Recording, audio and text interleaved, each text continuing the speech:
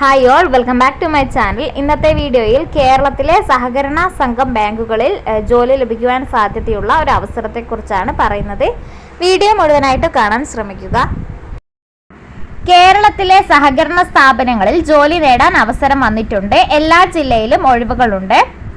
കേരളത്തിൽ പരീക്ഷയുടെയും സഹകരണ സ്ഥാപനങ്ങൾ നടത്തുന്ന അഭിമുഖത്തിൻ്റെയും അടിസ്ഥാനത്തിൽ നേരിട്ടുള്ള നിയമനമായിരിക്കും നടത്തുക. ഏതൊക്കെ തസ്തികയിലാണ് ഒഴിവുകളെന്ന് നോക്കാം. ആദ്യമായി കാറ്റഗറി നമ്പർ 2/2024 പ്രകാരം അസിസ്റ്റന്റ് സെക്രട്ടറി അല്ലെങ്കിൽ ചീഫ് അക്കൗണ്ടന്റിന്റെ വേക്കൻസി ഉണ്ട്. അസിസ്റ്റന്റ് സെക്രട്ടറിക്ക് വേണ്ട വിദ്യാഭ്യാസ യോഗ്യത എല്ലാ വിഷയങ്ങൾക്കും ചേർത്ത് 50% മാർക്ക് കുറയാതെ ലഭിച്ച ഒരു അംഗീകൃത സർവകലാശാല ബിരുദം ഉണ്ടായിരിക്കണം. അതോടൊപ്പം സഹകരണ ഹയർ ഡിപ്ലോമയും ഉണ്ടായിരിക്കണം. അതല്ലെങ്കിൽ വിജയകരമായി പൂർത്തിയാക്കിയ subordinate personnel cooperative training course, അതല്ലെങ്കിൽ കേരള കാർഷിക സർവകലാശാലയിൽ നിന്നും BSc അല്ലെങ്കിൽ MSc ഉണ്ടായിരിക്കണം. അതല്ലെങ്കിൽ കേരളത്തിലെ ഏതെങ്കിലും സർവകലാശാല അംഗീകരിച്ചതും സഹകരണം ഐച്ഛികമായിട്ടുള്ളതുമായ എല്ലാ വിഷയങ്ങൾക്കും 50% മാർക്കിൽ കുറയാത്ത BCom ബിരുദം ഉണ്ടായിരിക്കണം. ഇവയിൽ ഏതെങ്കിലും ഒന്നാണ് വിദ്യാഭ്യാസ യോഗ്യതയായിട്ട് പരിഗണിക്കുന്നത്. അടുത്ത വേക്കൻസി കാറ്റഗറി നമ്പർ 5/2024 പ്രകാരം ഡാറ്റ എൻട്രി ഓപ്പറേറ്ററുടേതാണ്. ഡാറ്റ എൻട്രി ഓപ്പറേറ്റർക്ക് വേണ്ട വിദ്യാഭ്യാസ യോഗ്യത ഏതെങ്കിലും അംഗീകൃത സർവകലാശാലയിൽ നിന്നുള്ള ബിരുദം ഉണ്ടായിരിക്കണം. അതോടൊപ്പം കേരള അല്ലെങ്കിൽ കേന്ദ്ര സർക്കാർ അംഗീകരിച്ച സ്ഥാപനത്തിലെ ഡാറ്റ എൻട്രി കോഴ്സ് പാസ്സായ സർട്ടിഫിക്കറ്റ് ഉണ്ടായിരിക്കണം. പിന്നെ ഒരു അംഗീകൃത സ്ഥാപനത്തിൽ ഡാറ്റ എൻട്രി ഓപ്പറേറ്റർ തസ്തികയിൽ ജോലി ചെയ്ത് 1 വർഷത്തെ പ്രവൃത്തി പരിചയം ഉണ്ടായിരിക്കണം. ഇതൊക്കെയാണ് ഡാറ്റ എൻട്രി ഓപ്പറേറ്റർക്ക് വേണ്ട യോഗ്യതയായിട്ട് പറയുന്നത്. നെക്സ്റ്റ് വന്നിരിക്കുന്നത് കാറ്റഗറി നമ്പർ 3/2024 പ്രകാരം ജൂനിയർ ക്ലർക്കിന്റെ വേക്കൻസിയാണ്.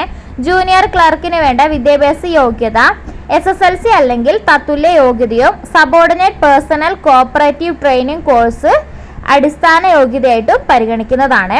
പിന്നെ കാസർഗോഡ് ജില്ലയിൽപ്പെട്ട ഉദ്യോഗാർത്ഥികൾക്ക് പ്രസ്തുത ജില്ലയിലെ സഹകരണ സംഘം ബാങ്കുകളിലെ നിയമനത്തിന് കർണാടക സംസ്ഥാന സഹകരണ ഫെഡറേഷൻ നടത്തുന്ന സഹകരണ ഡിപ്ലോമ കോഴ്സ്, കേരള സംസ്ഥാന സഹകരണ യൂണിയൻ നടത്തുന്ന ജൂനിയർ ഡിപ്ലോമ ഇൻ കോർപ്പറേഷൻ എന്നിവ തുല്യമായ അടിസ്ഥാന യോഗ്യതയായി പരിഗണിക്കുന്നതാണ്. കൂടാതെ സഹകരണം ഐച്ഛിക വിഷയമായി എടുത്ത് BCom ബിരുദം അല്ലെങ്കിൽ ഏതെങ്കിലും ഒരു അംഗീകൃത സർവകലാശാലയിൽ നിന്നുള്ള ബിരുദവും സഹകരണ ഹയർ ഡിപ്ലോമ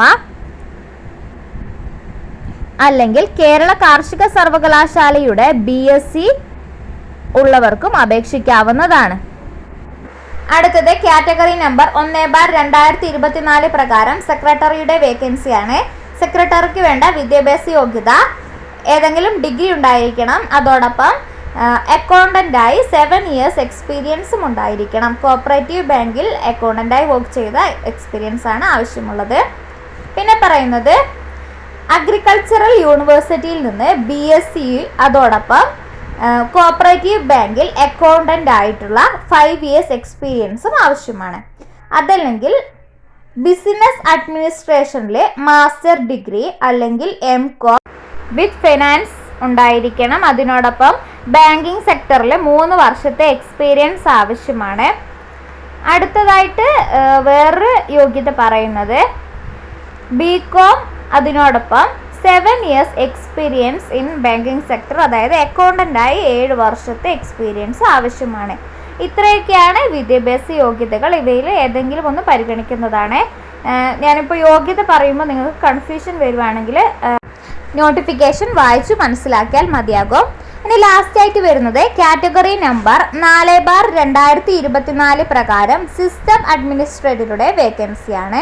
സിസ്റ്റം അഡ്മിനിസ്ട്രേറ്റർ വേക്കൻസിയിലേക്ക് അപേക്ഷിക്കുവാനുള്ള വിദ്യാഭ്യാസ യോഗ്യത ഫസ്റ്റ് ക്ലാസ് BTech ഉണ്ടായിരിക്കണം. അതായത് computer science, IT, electronics and communication, engineering, MCA, MSc ഇവയിൽ ഏതെങ്കിലും ഉള്ള BTech ആണ്.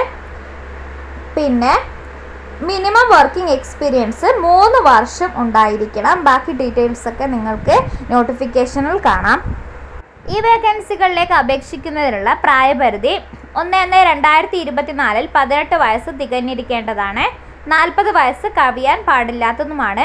പട്ടികജാതി പട്ടികവർഗ വിഭാഗത്തിൽപ്പെട്ടവർക്ക് ഉയർന്ന പ്രായപരിധിയിൽ 5 വർഷത്തെ ഇളവ് അനുവദിക്കുന്നുണ്ട്.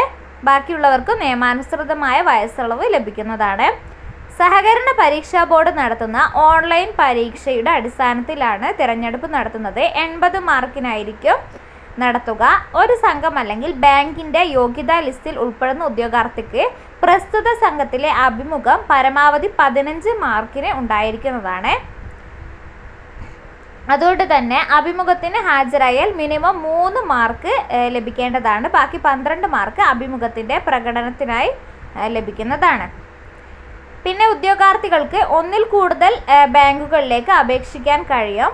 പൊതുവിഭാഗക്കാർക്കും വയസ്സിളവ് ലഭിക്കുന്നവർ ഉൾപ്പെടെ ഉള്ളവർക്കും ഒരു സംഘം അല്ലെങ്കിൽ ബാങ്കിന് 150 രൂപയും തുടർന്നുള്ള ഓരോ ബാങ്കിനും 50 രൂപ വീതവും അധികമായി പരീക്ഷാ ഫീസായി അടയ്ക്കേണ്ടതാണ്.